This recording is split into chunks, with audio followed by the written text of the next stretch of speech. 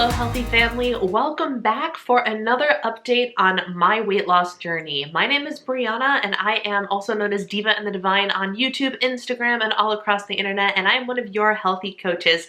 And I'm so excited to be able to be given the opportunity to regularly share my current weight loss journey with you. If you go back and watch previous videos on this channel, you will see a little bit about my dieting history and why this time around I'm sharing the same kind of journey with you, but it's going to be a completely different story. I am tracking macros for the first time for a weight loss journey, and I am giving you the 411 every couple of weeks of what has been happening on this journey. And boy, is this week's update a doozy. The last time we had checked in with one another, I had just started what is called carb cycling. First, remember that I am tracking macros, which means I have a specific calorie goal, and within that calorie goal, I am told how many calories are allotted to each macronutrient: protein, fat, and carbohydrates. Within that, carb cycling is taking my total number of carbohydrates that I'm allotted for the week and splitting them up into an uneven distribution. For 2 weeks, I have done a 6-1 carb cycle, which means I have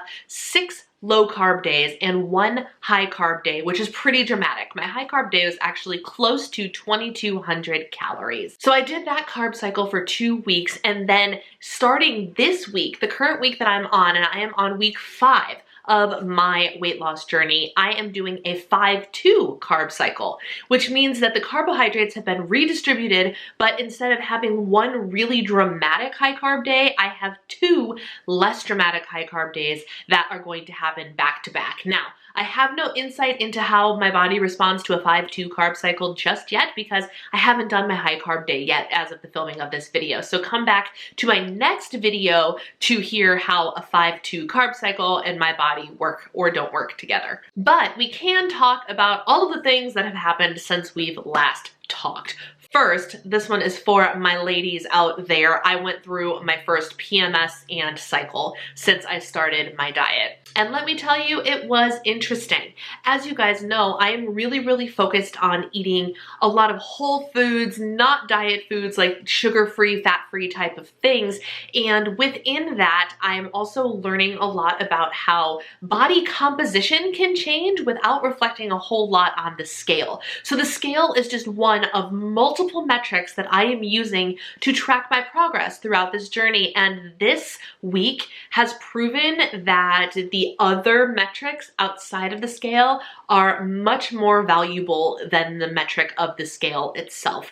We spend a lot of time worrying about what the number on the scale says, and my journey is proving to me that that is just unnecessary. Yes, the scale is a tool, but it is not the only tool that we need to be looking at when it comes to, are we making progress in this journey or not? One thing that's worth noting is often when we are looking to lose weight, what we're really trying to lose is fat.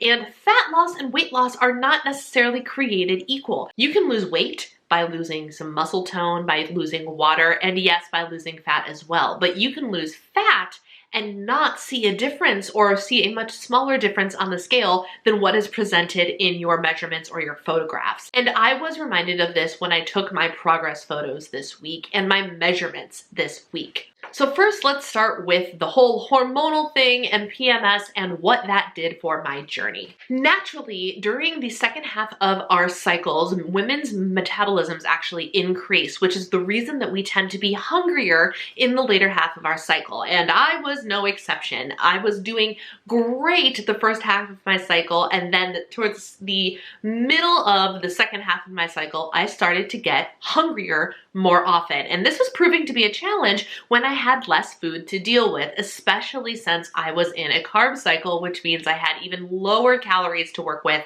for most days of the week. This means that I had to implement a couple of hunger combating strategies to help me stay on track. This is super timely actually because I just led a meeting where hunger and satisfaction and feeling overfull and meal timings was actually the topic of the meeting. So this is super on point to what I'm dealing with right now in real time. A couple of the things I did to help manage my hunger. First thing I did was actually go back to a good old diet mentality strategy that actually worked really well for me, and that was to enjoy a sparkling water whenever I was having those hunger issues, right? So middle of the afternoon tends to be my golden hour, as I have taken to calling it, apparently. What does this mean? It means between the hours of like 3:30 and 5:30 p.m. is when I start to get this insatiable hunger and this crazy desire to snack. Now, there's a difference for me between planning a snack out and then having the mindless snacking monster, right? And every day during the later half of my cycle, I was dealing with this snacking monster who could not seem to be satisfied from the snack that I had already pre-planned. So what I started doing was, along with this snack that I had already planned, I grabbed my personal favorite is Waterloo. I grabbed a Waterloo out of the refrigerator and I had a strawberry sparkling water alongside my snack.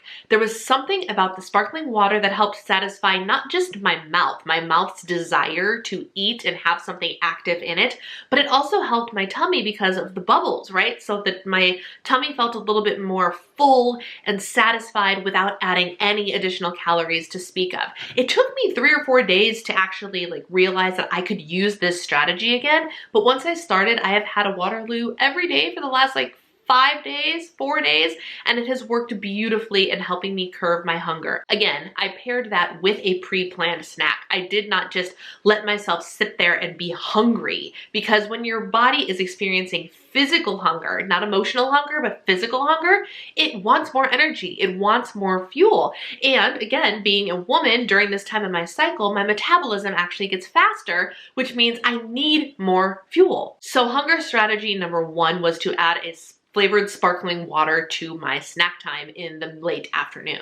The other thing I realized I needed to change was my meal sizes and my meal timing. While I was hanging out in maintenance and reverse diet mode for 8 months, I got really accustomed to being able to have 500 and 600 calorie breakfasts and lunches, and sometimes even larger dinners or a generous dessert.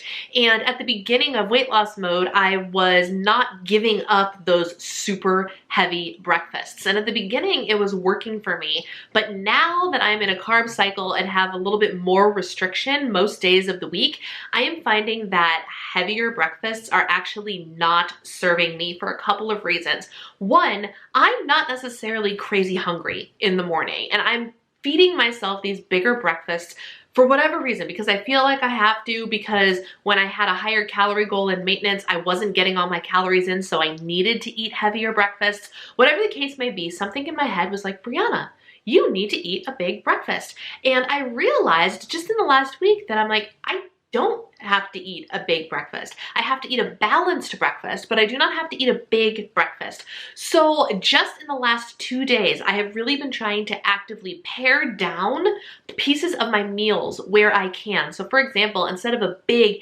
hefty, crazy 600 calorie breakfast, my breakfast this morning was only roughly 300 calories, and it was balanced. I had a protein shake that had 30 grams of protein in it. I had a light English muffin that had 8 grams of fiber and another 5 grams of protein in it, and I had some real butter on the toasted English muffin, which was my fat. So all of my macros were represented, they were all there, but it was just a smaller breakfast. And you know what? It lasted me just fine. And then earlier in the afternoon, right around noon, I ate lunch part 1. And then a couple hours later, I ate a mid-afternoon snack. And then I have room to have a legitimate 200 or 300 calorie snack during that golden hour where I have been so ravenously hungry so consistently that it'll be a bulkier snack that won't spoil my dinner. That'll happen another hour down the road. So I have found for me that changing up my meal timings and working with my hunger instead of trying to prevent my hunger entirely has been working really, really well. It's really important that we acknowledge that when we're experiencing physical hunger, that means that we need more fuel, right? So if you're finding that there's a time of day when you are regularly hungry, instead of trying to drink 2 gallons of water and drink 5 fizzy beverages and suppress that hunger, it might be more beneficial for you to plot and plan a snack in that window so you're actually working with your body instead of trying to work against it. Then your body will understand, oh, she's actually feeding me. You'll be a little bit more satisfied and you'll be less likely to go crazy later because you've suppressed your hunger for so long. And I know this feels just like the Healthi meeting that we just had, but it was so relevant to literally what I was going through in this very moment that I felt the need to repeat it again. So that's really like the big struggle that I've been having these last couple of weeks, was dealing with hunger as I entered the later half of my cycle and experienced my flow. So all of that to say, I am now on the up and up of the other side of everything, and I'm actually feeling really, really good. Like today is like the first day that I'm back on track. I've always been on track, kind of, but like back within I haven't had to deal with crazy ravenous hunger yet today, and that feels really, really good. So that was my big struggle. Now I do want to say, like I kind of alluded to a couple seconds ago, and I don't want you to believe that this Instagram YouTuber, you're sharing my journey person is perfect, because I'm not. In midweek last week, I actually had a mishap with some shortbread cookies that were completely unplanned, sent me over my macros, and derailed me. I did something that was not on plan, and I went over, and what do? I tracked it, honestly, so my coach could see it, and because there's no sense in lying, it's done. Whether I lie about it or not, it's still done, and my body is still gonna react that way, right? It's gonna react to what I fed it, whether I track it or not. So it's always more beneficial to actually track your food instead of lying to yourself or to your coach about it. And I moved on. And as the week progressed, as I continued to have this battle, day by day, I switched techniques and tried different things to figure out what worked for me. And by the end of everything, I had gotten it figured out. So next month, I will be prepared and know what to do and understand what changes to make to try and help me falter less when the same situation rolls around again next month. Now, within all of that hormonal craziness and everything that goes along with that, what were my results these past couple of weeks? Well, it's actually pretty interesting. My weight fluctuations have been bonkers, out of control. And it's kind of understandable, especially with the carb cycle in there. I intentionally have days of the week where I'm spiking the amount of carbohydrates that I'm consuming. And because of that, I'm also retaining extra mass from food, as well as the extra water that you retain when you eat carbs. For every gram of carbohydrate you consume, you can retain 3 to 4 grams of water. So when you're eating a dramatically higher number of carbohydrates in a day, you retain the water that reflects that.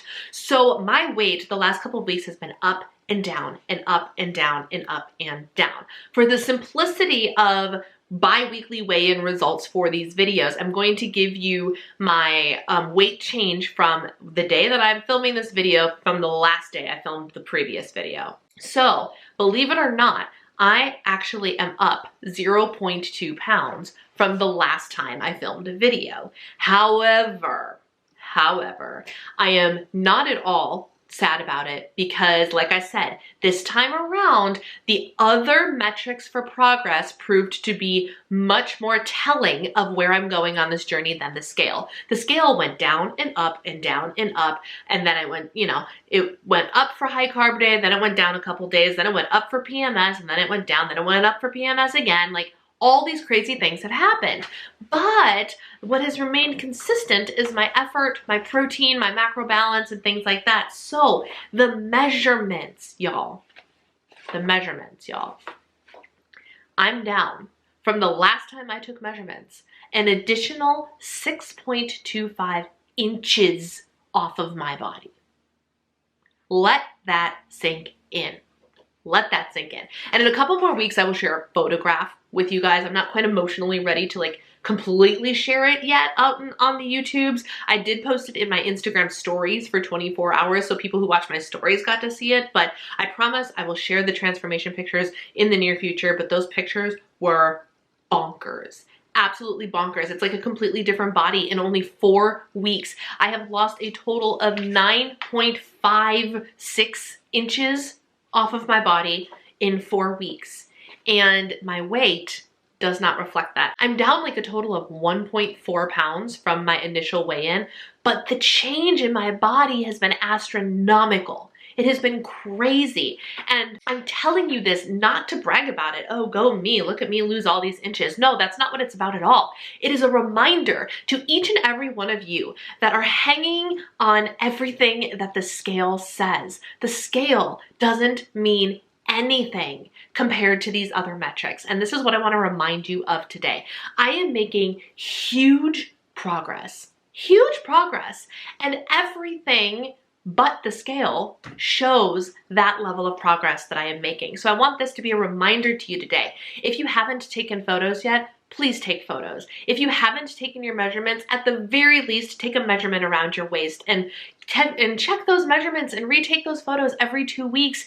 And as time goes on, you will be able to see the changes in your body that won't necessarily be reflected on the scale. And that's completely okay. There are many other ways to measure success other than just the scale. And I think it is very important that we acknowledge that and we embrace that, because that helps us, right? I would be freaking out if I didn't have these other metrics, because I gained 0.2 from the last time I talked to you. Like, that's not a successful weight loss journey.